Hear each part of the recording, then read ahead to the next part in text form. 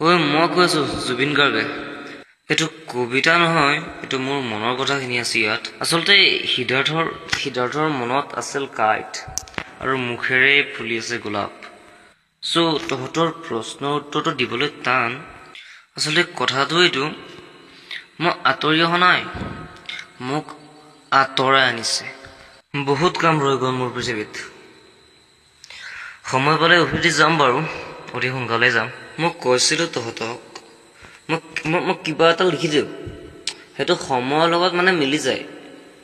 কথাটো এইটো, মই কিবা এটা লিখি দিওঁ, সেইটো সময়ৰ লগত মিলি যায়। আৰু এটা উদাহৰণ দি দিলো, এইটো উদাহৰণ। মই তহঁতক বহুত ভাল পাওঁ।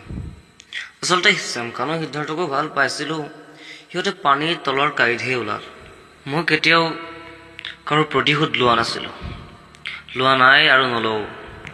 সেইটো তহঁতি কৰিবি, তহঁতি কৈ থাক নহয় জয় জুবিনদা।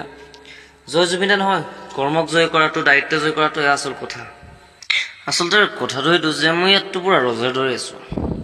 ইয়াত পুৰা যি মন খাইছো, বহিছো, ঘূৰিছো, ফুৰিছো, কিন্তু সুখী নহয়।